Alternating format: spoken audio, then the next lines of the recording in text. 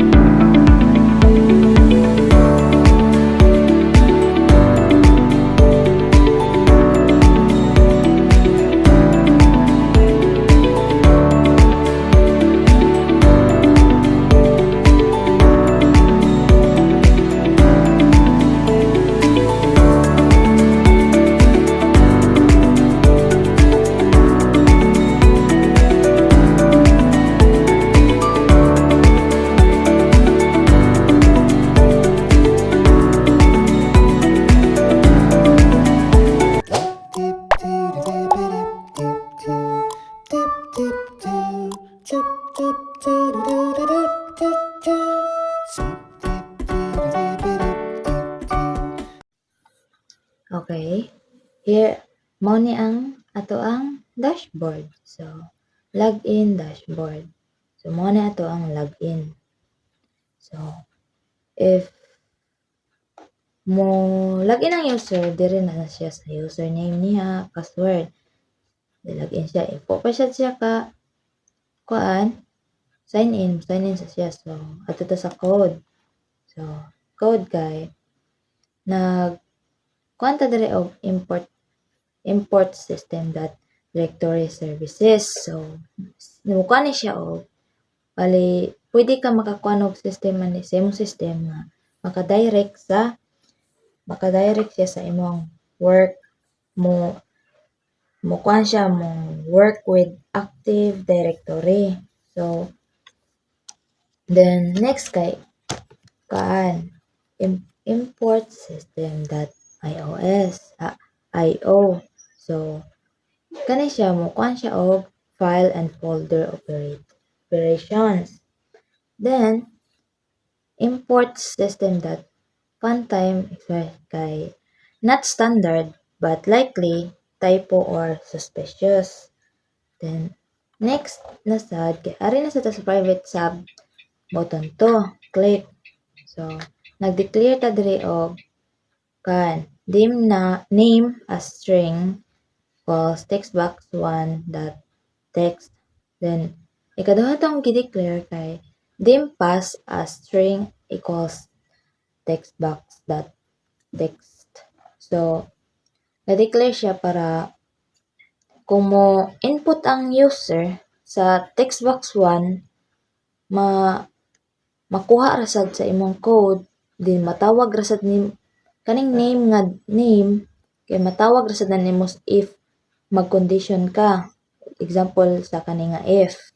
So if num equals then limit ko or pass equals then if ni kuan ng name ni empty ang name or empty ang pass, then mo message siya og error. Bisag naa siya name, then wala siya pass, mo error gyapon siya. Then, if na siya gi-enter, so arit unto layat siya sa else. So else then ni declare siya og form 3 as a new form 3. Dili na sa ta. Then ini-click ani mo adto ni sa kani nga kuan button katuning login. So mo ini-click niya mo gawas tong login mo gawas tong form 3 that show mo gawas tong form nga number 3 mo to katong welcome. Then next is me.hide. If ma-open na gito niyang form 3 mo ma-hide na to siya bali ang mo pulin niya ang form 3 mo hide na ni ang form 1.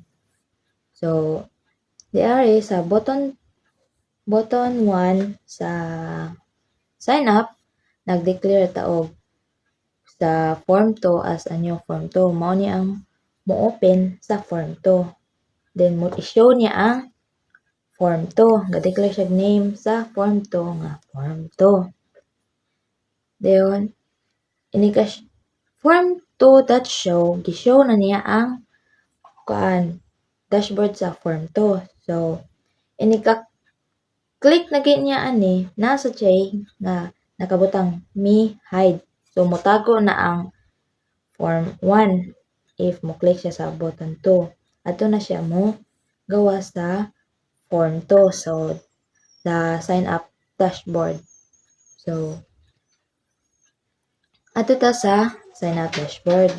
So here is my sign up dashboard. So mukuan ko sa user og username, email, pass, o current pass but nasave ko diari kay ang ibutang man ta diri kay dili current pass. So i-change na ako next. So pwede rin siya ma-change, pwede na ko ipakita unya ninyo. Sige, example na to. Like ini. Here, current pass. Pwede rin na nimo ma-edit ang name. So pwede rin nimo ma-edit dire or magkani diari sa ihaning letter unsa nga front, then ilay size, style niya, then pwede sa na siya mailisag color dire. So dire. Then pwede ra sad nimo if ang color sa ihang letters kay i-black ba nimo, red, then dire ra sad ka maka sa babaw kani background color. So sa lain sa na so bayad ka sa black. See, nilain-lain ang color sa letter. So, enter na to. So, example lang na siya. Mong wala ko natarunga. So, ato ta sa code. Sa code na ta. Okay.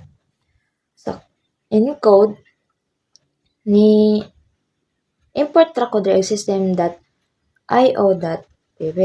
Mo na, pipe. So, mo na yung magamit na nato dire. Gamit lang ko na siya para mo dili siya ma-error dire kay naman ko gigamit nga kay no database man mi. So, bisag na yung database, magamit gyapon ni. So, start na. So, dito nagkuha na sad ko, declare na sad ko sa form 1 as a new form. Nag-declare ko. So, itawag na sad nako ang form 1. If i-click ang button to, mga to katong login. So, tuplok niya tong login, ang form to mo hide. Kaya mo puli ang form 2. Mo hide itong form 1. Mo hide na yung form 2 if imo na i-click ang button to sa login. So, mo hide na mo. Ato siya sa form 2.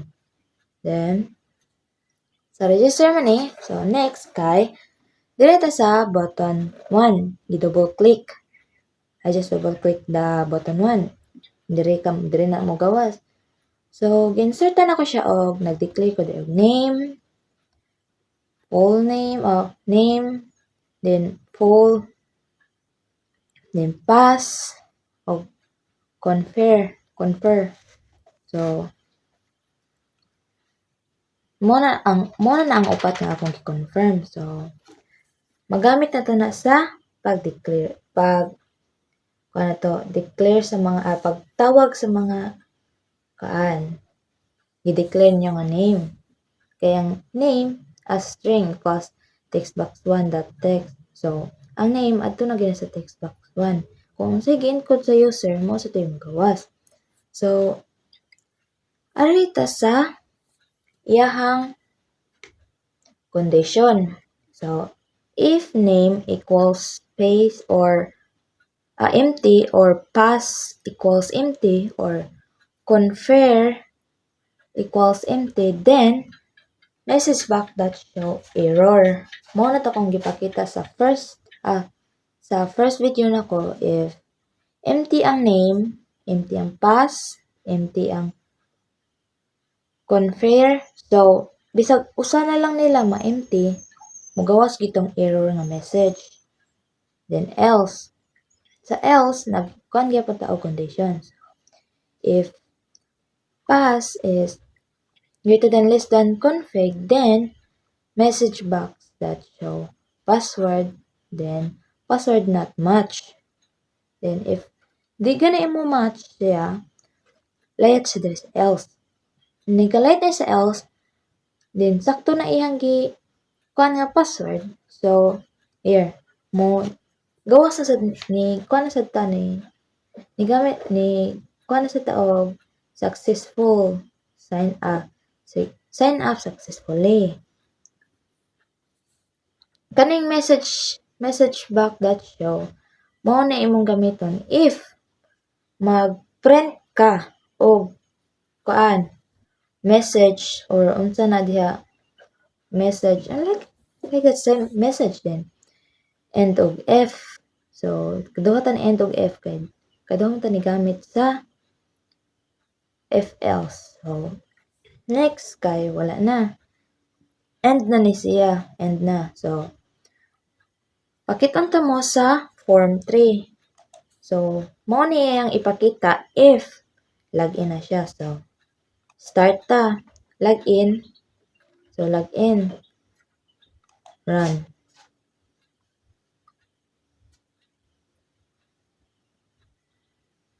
So, wait, rasad mo. Na, top up na. Form 1. So, na. So, tag name. Just. Empty ang pass. Gawas ang error. Okay. Di sa tas des login. Inya sa tanang pass ug login. Para ta sign up. Pag click na ko sign up, igawas ang form 2. Mo to'y gamit sa form.show. So, sa sign up, ang user, may input siya yung username, just. Email ba raw niya, just. Ayun, 067. Ayun. gmail.com. Then, pass niya.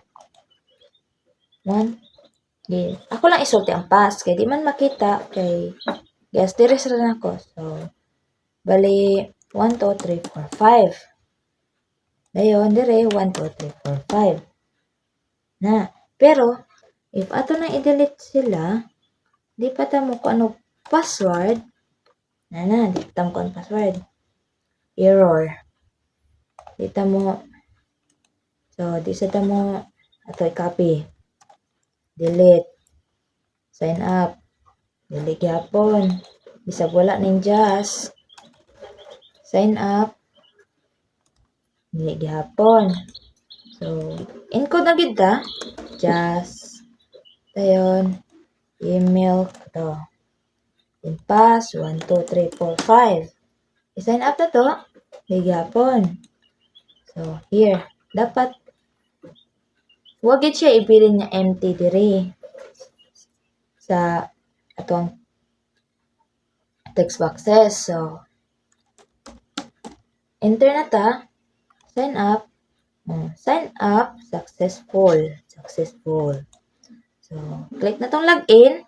Nagawa sa sad ang form 1. Nawa ang form 2. So, login ta. Just. Ipakita naman ko na kung wala password mo, error. So, tanga to password. 1, 2, 3, 4, 5. So, 1, 2, 3, 4, 5. Na-click nyo mas login.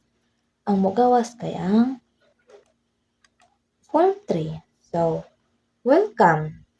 Pwede na sa kamubutang driglain dali if unsa na inyong system. So, higis na ta. So, thank you. Marat ta.